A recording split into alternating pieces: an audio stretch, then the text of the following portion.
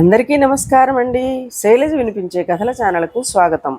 ఈరోజు మనం పి రాజేశ్వరి గారు రచించిన లెక్కలు రాని రాజు అనే కథను విందాం. ఈ కథ ఫిబ్రవరి 2012 చందమామలో ప్రచురింపబడింది. పూర్వం మగధ దేశాన్ని చతురంగ వీరుడనే రాజు పాలిస్తూ ఉండేవాడు. ఆయన చదరంగం ఆటలో చాలా పేరు మోసినవాడు. ఎంతో నిపుణులైన ఆటగాళ్లు సైతం ఆయనతో చదరంగం ఆడి ఓడిపోయారు.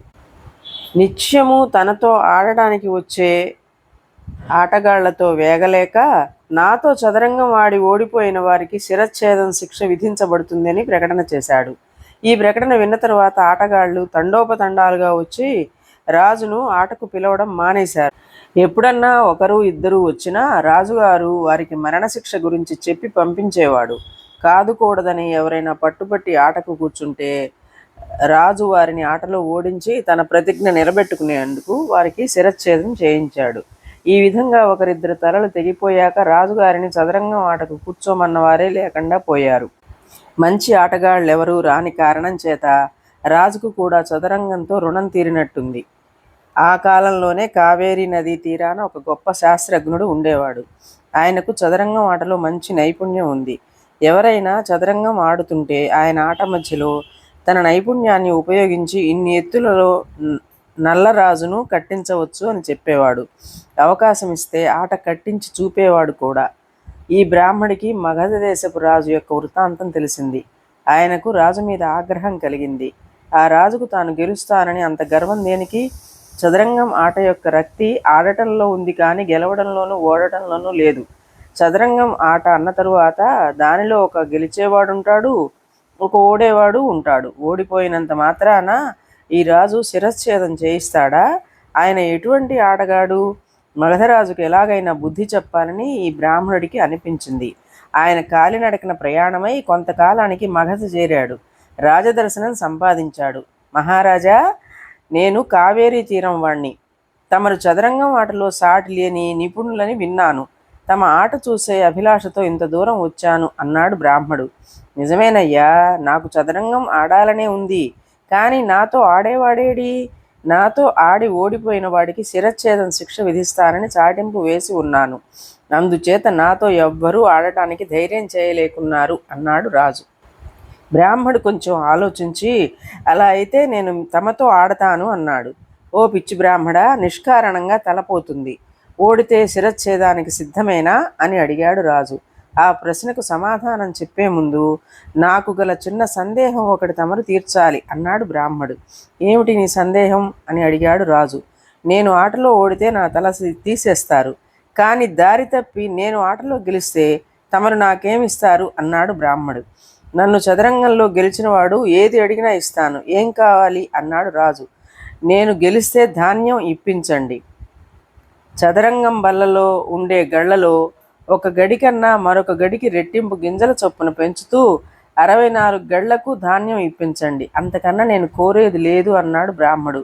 పిచ్చి బ్రాహ్మడా, నువ్వు కోరేది ఇంత మాత్రమేనా? గెలుస్తావన్న ధైర్యం నీకున్నట్లు లేదు అన్నాడు రాజు.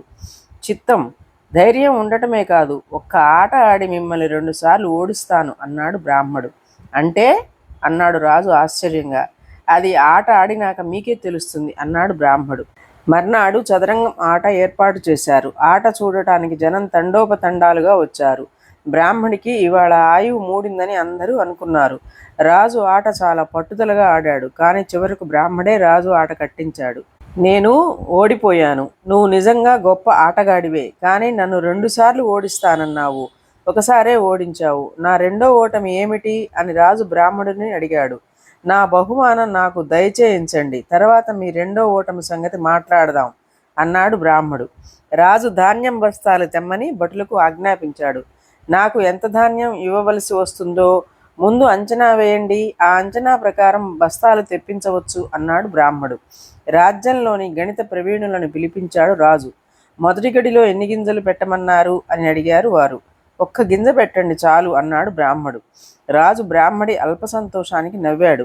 మొదటి గడిలో 1 గింజ, రెండో గడిలో 2 గింజలు, మూడో గడిలో 4 గింజలు, ఈ విధంగా 64 గడులకు అయ్యే గింజల సంఖ్యను రాజుగారికి చూపారు. రాజు నిర్ఘాంతపోయాడు. అవి ఎన్ని పుట్ల ధాన్యానికి సమానమో లెక్క వేయండి అన్నాడు రాజు. గణిత శాస్త్రజ్ఞులు మానికకు ఎన్ని గింజలో కొలిచి పుట్టికి ఎన్ని గింజలో గుణించి మగధ రాజ్యంలో ఏటా ఎన్ని పుట్లు పండుతున్నాయో ఆరా తీసి చివరకు రాజుతో, మహారాజా, మన రాజ్యంలో 2,00,000 ఏళ్ల పాటు పండే ధాన్యం మీరు బ్రాహ్మడికి ఇవ్వవలసి ఉంటుంది అని చెప్పారు. రాజు ఆశ్చర్యానికి మేరలేదు. ఔరపిడుగా, ఇదేనా నువ్వు నాకు చెప్పిన రెండో ఓటమి అన్నాడు రాజు. చిత్తం మహారాజా, నేను కోరినది చాలా తక్కువ అనుకున్నారు.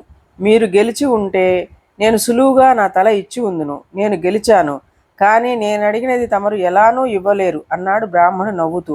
ఆటలో గెలిచావు గనుక సరిపోయింది, ఓడిపోతే ఏమై ఉండును? ఇంత సాహసం ఎందుకు చేశావు అన్నాడు రాజు. నేను కోరిన ప్రకారం గింజలు ఇవ్వటానికి ఎప్పుడైతే మీరు సమ్మతించారో అప్పుడే మీకు గణిత జ్ఞానం లేదని తెలుసుకున్నాను. మీరు ఓడిపోతారని రూఢి చేసుకుని మరీ పందానికి సమ్మతించాను. నా పాటి గణిత జ్ఞానం మీకుంటే మీతో చదరంగం ఆడి ఉండను అన్నాడు బ్రాహ్మడు. రాజు బ్రాహ్మడి జ్ఞానానికి చాలా సంతోషించి ఆయనకు బోలెడంత ధనం ఇచ్చి పంపేశాడు. అది మొదలు రాజు గర్వం మాని ఆడటానికి వచ్చిన వారందరితోనూ చదరంగం ఆడసాగాడు. ఇదండి కథ. ఈ కథ మీకు నచ్చినట్లయితే లైక్ చేయండి, షేర్ చేయండి, కామెంట్ చేయండి, సబ్స్క్రైబ్ చేసుకొని నన్ను ఎంకరేజ్ చేయండి. నమస్కారం అండి.